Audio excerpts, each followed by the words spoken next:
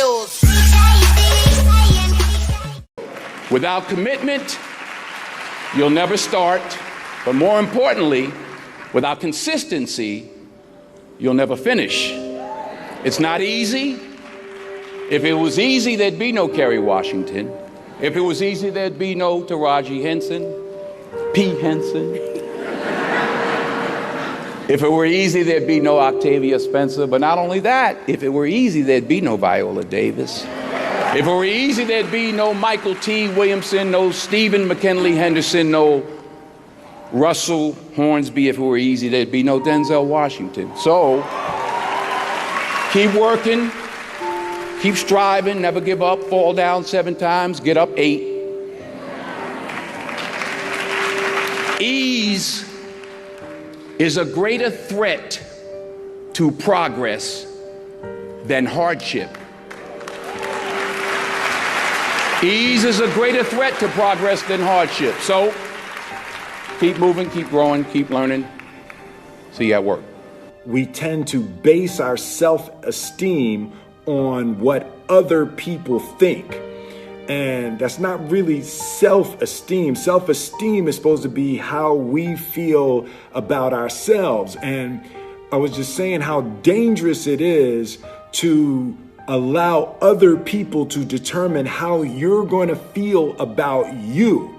And it's kind of like looking into a broken mirror. You're going to look in a broken mirror and then change your face to try to look good in this defiled, busted, broken mirror. And it just, other people's opinions is a really shitty way to determine how we feel about ourselves. You'll never see a U-Haul behind a hearse.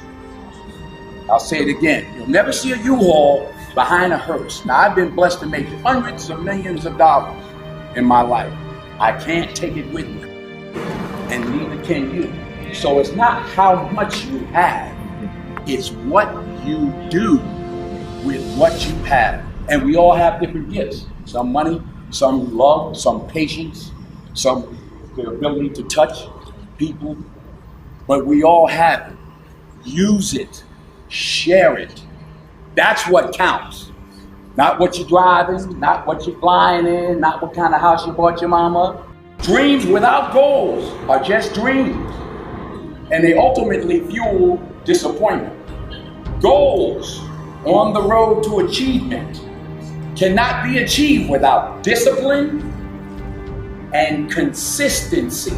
I pray that you all put your shoes way under the bed that night so that you gotta get on your knees in the morning. The one thing I'm the most happy about in terms of my career is the fact that I got there with the grace of God, first of all, but short of that, I got there just by working hard, not partying with the right people, not compromising myself in any way or cutting any kind of deals, just by working hard, just by plugging along, sawing wood, as I like to call it. I'm a 20-year overnight sensation.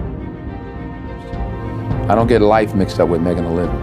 I was there for all 4 of my children being born. When the first one was born, I recognized the difference between life and making a living. Their life, you know, our family is life. You know, acting is making a living.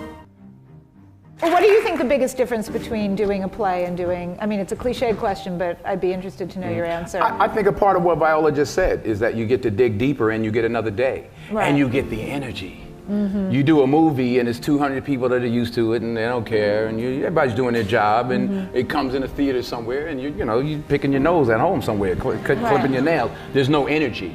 Right. When I was on Broadway 5 years ago with Julius Caesar, I made a decision to sign autographs every night. I don't know what I did. Yeah, it ain't happening this time. No.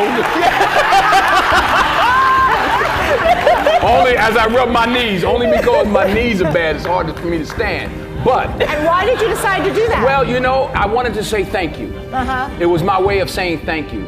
And the first night, it was like 5,000 people out there. I said, okay, wait a minute. Everybody who has playbills from our show. So, yeah, because it was like people were just wandering up the block. I was like, wait a minute. I forgot I'm on, 42nd Street, Times Square. I was like, wait a minute. But honestly, you were signing for weeks. The energy, and I was out there an hour and a half every night, every show. But the energy you got back, the stories, the 5 little old ladies who just drove in from Detroit. And I'm like, well, what y'all doing tonight? They said, we getting back in the car, baby. We got to go back tonight. Wow. And, you know, a little 84-year-old lady was like, baby, if I was 3 years younger. Oh, true story. True story. Then we had, and I say this also, because I hope it happens with this play. We had some high schools come. We had one school from somewhere, I forgot where, and they were doing Julius Caesar. And some young kid was like, well, you know, my Brutus is a bit different. He's more the classic stoic. But it was great to engage and exchange with these young people. There was an energy. I got more from it than I gave to the people that I signed for. That's, you know, you don't get that. You know, the odd thing about success in film is the budgets get bigger, you make more money, but they become more formulaic. Yes. So you don't get the opportunity. So God willing, if I stay around long enough, this is what I'm going to be doing. You know, you're always affected by opinion, but the more opinions there are of you, of me, the less I look at them, because I just can't live my life based upon what other people think about me. So I can't concern myself too much with what other people think. You know, it's just not healthy. I don't think I could continue to do what I do if I was constantly worrying about what somebody thought about it. And anything you want good, you can have. So claim it. Work hard to get it. When you get it, reach back. Pull someone else up. Each one, teach one. Don't just aspire to make a living. Aspire to make a difference. You don't have to compromise yourself. You know, if there's something you don't feel good about, then don't do it. The most important choices I've made was to say no. And I've said no many a time to films that I just didn't, especially early on, I just didn't feel comfortable with. There was one script that was brought to me, I called it the they couldn't kill. Because they were like, he was accused of raping his wife in the 40s, and they tried to hang him, but he didn't die. And they tried to electrocute him. And they were like, it's a comedy. I'm like, it ain't funny to me. So I actually called Sidney Poitier, who I was fortunate at that time to instill, to be able to call. And I said, you know, this movie, I'm sick. And they offered me $600,000 to play the they couldn't kill. That's what I called it. I wasn't there. And he said to me, and I'll say this to you, he said, the first 2 or 3 or 4 films you make in this industry, Denzel, will determine how you proceed. He said, I'm not going to tell you what to do, but remember that the first 3 or 4 or 5 films you made will determine how you proceed. I turned it down. I turned the money down. I needed the money. I turned it down. 6 months later, I got Cry of Freedom.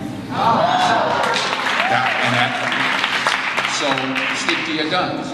If you don't feel like you should do it, then don't do it. Because you don't want to be, you don't want to be a negative energy on the set. That's how I feel. So I'm like, you know, I ain't doing this because I'm gonna slap somebody the second day. So I just, you know, it's something. I think the most important decisions you can make as an actress is saying no. Is saying no. You don't have to take your clothes off. If you don't want to, then don't do it. Number 1, put God first. Put God first in everything you do. Everything that you think you see in me, everything that I've accomplished, everything that you think I have, and I have a few things, everything that I have is by the grace of God. Understand that. It's a gift. In everything you do, if you think you want to do what you think I've done, then do what I've done.